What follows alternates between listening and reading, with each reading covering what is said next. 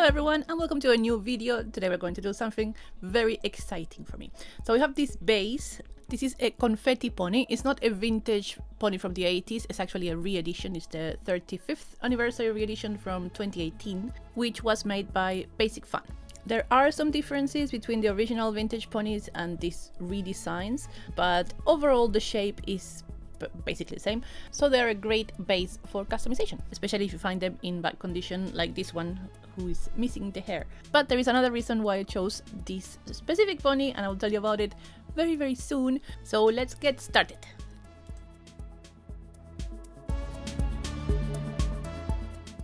The first thing we're going to do is soak this pony in some very hot water. Like I said, there are some differences between the vintage ponies and these re-edition ones. The main one being the material or the type of plastic used for the ponies. In the older ones, the plastic was very soft and malleable, like blubbery almost, and in the new ones, the vinyl is quite hard and difficult to work with. For example, if you want to remove the head of the pony, you will definitely need to soak it or you might lose your hands. So the plan would be to leave it in the hot water, wait until it's all soft, remove the head and remove the hair. In the meantime, while we wait for this, I'm going to tell you why I decided to do this pony. And I'm very happy to be doing this custom. Tiny story time. When I had just moved to Germany, I went to this sort of a dinner party. I was really scared because I didn't speak the language yet. Well, yet. I never truly learned it. And there were all these super beautiful women, you know, perfect makeup and clothes. And I was feeling very like, I don't know, like a little warm from the third world. And they asked me, so what do you like to break the ice? And I think for a second I thought like, oh, maybe I should mention something that we might have in common, but I just wanted to be honest and I was okay with the things I like. So I said, oh, I love computers. And of course it doesn't matter what someone looks like if they are like they have spot on makeup and beautiful clothes and handbags and stuff. We are all multifaceted humans and we have lots of passions. And, you know, to be asked, like, what do you like choose one thing that really defines you, that you really like.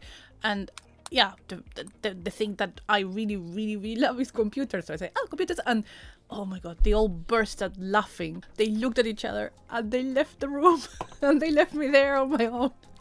And anyway, I went downstairs, and for the rest of like the dinner party, everyone spoke in German and nobody talked to me. And I don't want this to sound like, I'm not like other girls, I like computers and technology. Blah, blah. No, this is truly something I really love. I also love other things that probably would have been a better fit for this conversation that was starting to happen. But they would have probably been mean anyway. They were mean. Alright, quickly back to the video. What we're going to do next is remove the little sprinkles symbol of the pony, and then we're going to start designing the new cutie mark that we're going here. As usual, I'm going to use pure acetone. You can use nail polish as long as it's made with acetone to do the same. Just be careful not to touch anything you don't want removed, like the eyes. And here was the first obstacle in my journey to creating this Commodore pony. Turns out that the paint used for some of the sprinkles in this confetti pony, is it confetti sprinkles? It has soaked into the vinyl. That is the issue. And yeah, it was a bit disappointing because I knew that some of the symbol I wanted to paint does have white areas. So in the next step, we're going to start painting. There will be a few rounds of painting and I will explain what happened in each and why I decided to try again. So please stick with me and I will tell you why this pony. So this is what we're going to paint. This is a recreation of the Commodore logo. Now, what is Commodore, you might ask, or why are we doing this? Commodore was one of the first computer manufacturers, computers and electronics. My first computer was not a Commodore, it was actually a Pentium 1 because it took us a lot of effort to finally buy a computer. But for a lot of people, the VIC-20 or the Amiga or the Commodore 64 were their first computer. And there is a lot of, I feel, I don't know, well, a lot of memories, but a lot of feelings that are very difficult to capture, but incredibly beautiful attached to these computers. Let me explain, please. I will go a little forward in time to try to capture this thing I'm trying to say. In my personal experience, a computer meant a door to an incredibly rich world that I hadn't had access before. So imagine a time with no internet, very limited access to like knowledge, not written knowledge necessarily, but yeah, knowledge in general, especially in a country like Argentina in South America. You know, there were encyclopedias and there were magazines, but they were not that easy to find, and they were outdated. And I remember seeing the magazine, so in the 90s in Argentina we got a lot of products, usually from the US, because there was something called like the dollar to peso. Like the Argentinian peso had a lot of value compared to the dollar, so there were lots of imports, and amongst those imports were magazines. I got a magazine like for teens, full of actors I didn't know, and one of the ads was for a computer, and the computer was this image of the monitor, and from the monitor, I don't know what computer this was, probably like a 380, but from the monitor there were all these images coming out, like there was like a tiger jumping out of the monitor, and I don't know, just like palm trees and information. It was like a magic box. And at some point, I don't know why, my father decided to buy a computer, and we had this neighbor, bless him, because he changed my life, I think. He helped us get the computer, and he installed all sorts of things in it. Like, I don't know where he got all these programs. There was a, well, you know, like a piratey environment already in Argentina, and it came with all sorts of maps and not really games, but lots of very, very interesting little programs to play with. Nobody in my house knew anything about computers. We didn't know what it had, but I knew that I could not step away from the computer. I wasn't allowed to use it during the day because I had to be outside. But at night, when everyone went to sleep, and because everyone was so tired, I slept very deeply, I would go to the little desk, turn the computer on very quietly, like a mouse, and spend hours just playing with it. I would try all the things I could find installed, and I would break a lot of things too. For example, one of the things I wanted to do was make some space, and I deleted all the drivers. That one I couldn't fix myself, so I I pretended I had nothing to do with it. The computer is not working. I don't know why, but yeah, I think everyone knew why. But after that, I got much better at testing and destroying things, but learning how to fix them too. By the way, I hope you're not getting too attached to this symbol I'm painting now. This was iteration 1 of 5, I think. The logo is the wrong color. The white looks terrible. It's not really hiding the sprinkles. It's the same. It's a different color to the pony. But I wanted to use this opportunity to show you, yeah, the excitement of this first attempt when I thought things might work out, and how in time, just like little Yisela sneaking to play with the computer at night, I had to revert this, fix my mistakes. I also think this is like what life is trying to teach me at this moment in the last year or so, is to try to do things right, even if you have to go back and do them again. You know, not settle for, I don't want to say mediocre, but I hope you know what I mean. Like, don't settle for something that is less than what you have in mind. So here I realized that the logo was wrong. The line that is supposed to cut like the little beak of the logo on the circle was in the wrong position. So I tried to fix that on one side. On the other side I hadn't done yet. And I think at this point I should have realized, just erase everything, start again. I tried to fix it. I won't show you all of this process. This took many hours. But in the end, what I decided to do is start again, as I should have done before. Oh yeah, another thing I noticed here is that when I try to erase the lines for the pencil, my very, very clean eraser left all sorts of new marks. Then I tried to paint them white, and you could see all the stuff. So yeah, new attempt.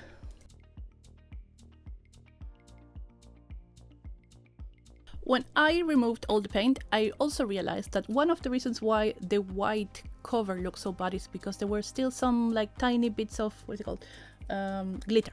So I did another very strong acetone round, and I started masking the eyes. I'm using this very thin masking tape that I love, and I cannot wait to use in other ideas. And I applied it not very carefully on the eyes.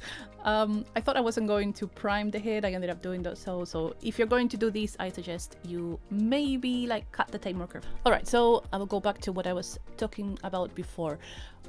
This feeling I was mentioning was the feeling of potential, the feeling of access to information, to learning, to communication eventually with like the internet, which is another huge topic that I would like to talk more about as well in another video. And a great example of this was Encarta. Do you remember Encarta? Encarta was an encyclopedia. It came in a CD, and it was sort of like Wikipedia, before the internet. And the cool thing also was that Encarta had images, it had some videos, which was a very new thing, and songs, like songs from all over the world. It was really, really cool. It even had some interactive features. Anyway, we're going to prime the pony using this plastic primer. I like this one, the Rust Oleum, because it doesn't get sticky even after years, so I fully recommend it. Not sponsored. Another tip for spraying: first of all, do it outside. Yes, wear gloves, at least for the hand that is gonna receive the spray, and start the spray outside the toy or whatever you want to spray. Like, I don't know how to explain it, like push, make it like so it's the thingy starts coming out, and then move it across the pony. So don't start it on the pony. And if you see bubbles or something like that, don't touch them like I did. It's always better to start again sooner.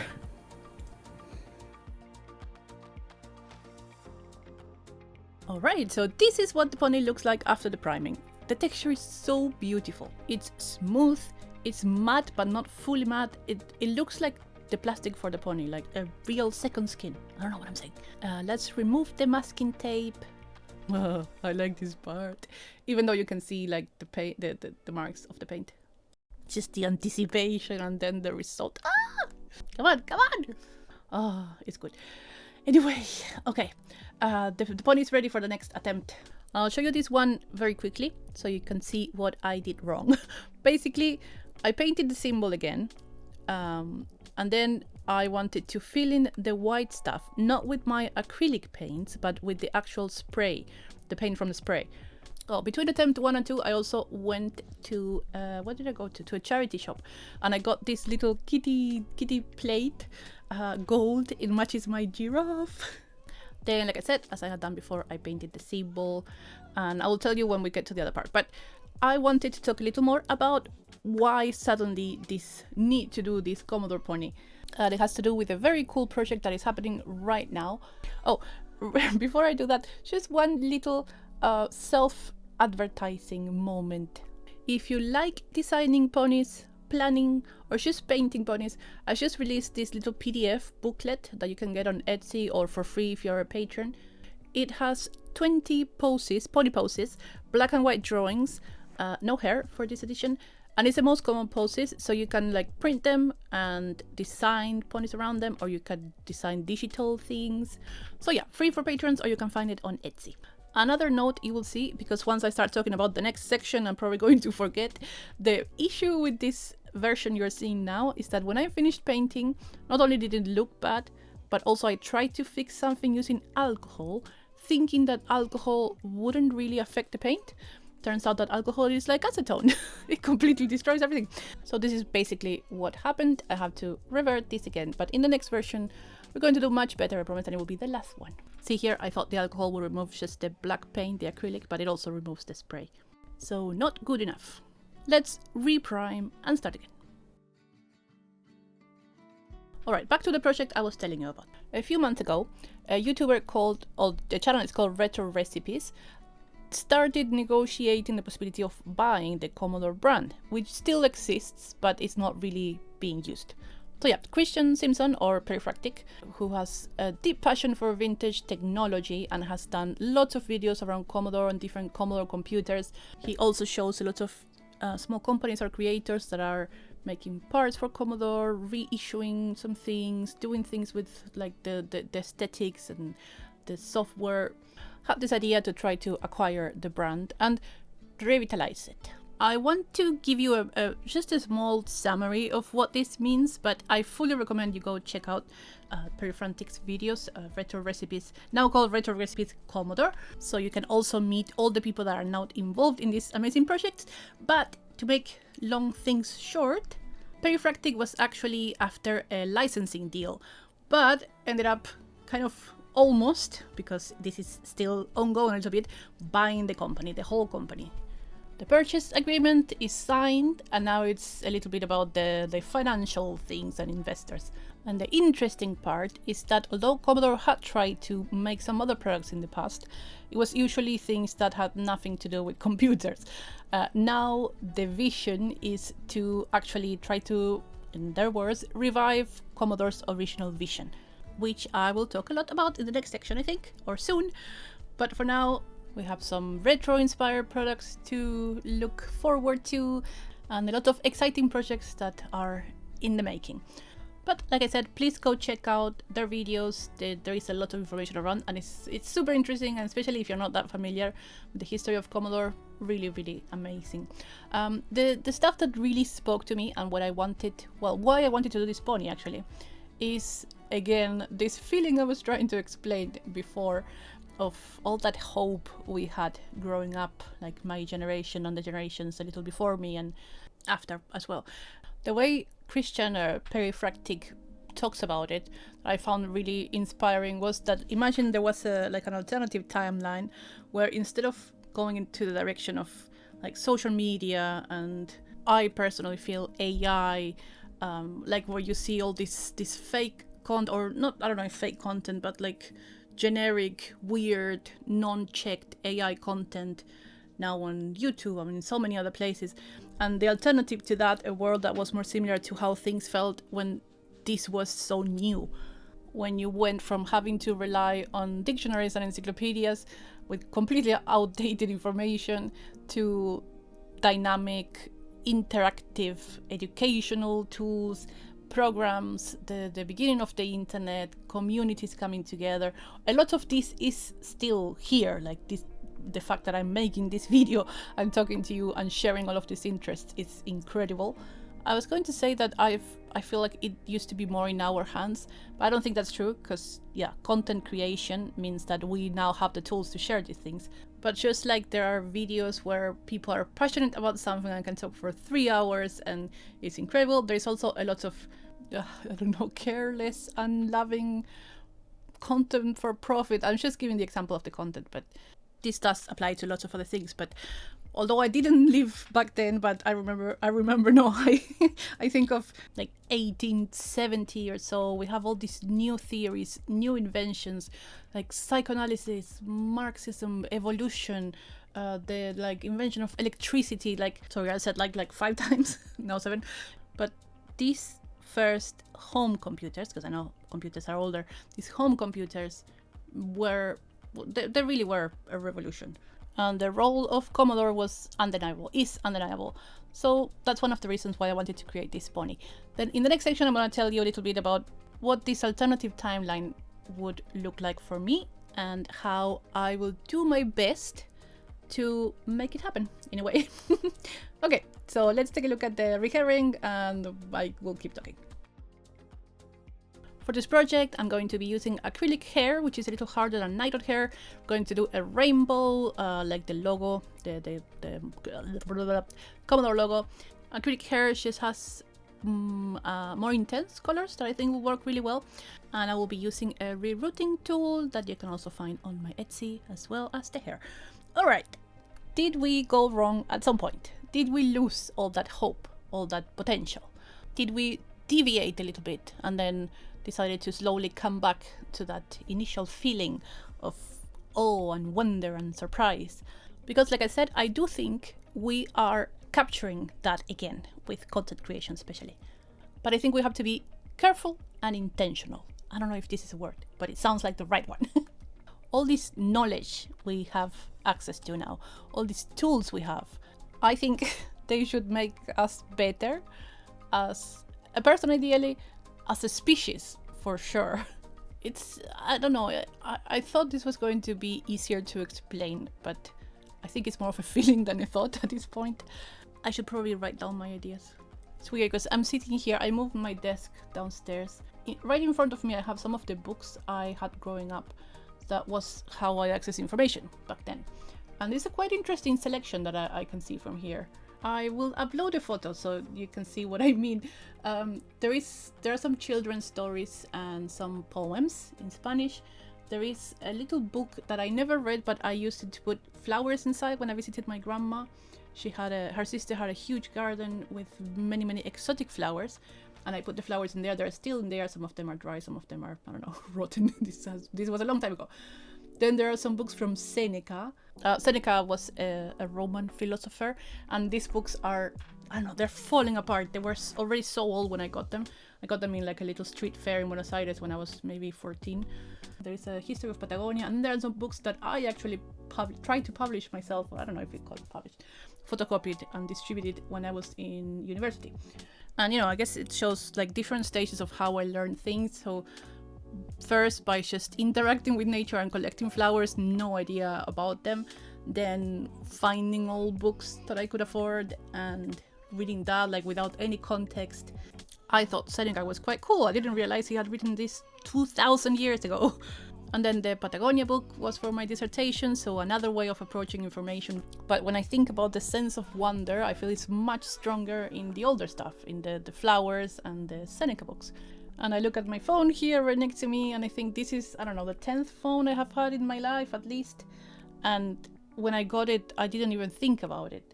My other phone was, I don't know, the screen broke, it was too slow. I got a new one. It's a Redmi, by the way, it's not like a Samsung. But this phone is, what, I don't know, 10,000 times faster than my first computer. It allows me to access anything anyone has written ever, more or less. And I do still get like surprised and I discover things and I feel enthusiasm. But I kind of feel that things move so fast. It's like all these books that surround me and I have read some and there are so many I haven't read yet. And how am I gonna have time to read them all? And the world is so fascinating and there's only one life and I just miss how slow things were, I think. How you could find one thing and dedicate your full attention and your full passion to that thing. I don't know if I'm making sense. I don't want things to go back to before. I don't want to lose all the progress we made in terms of technology.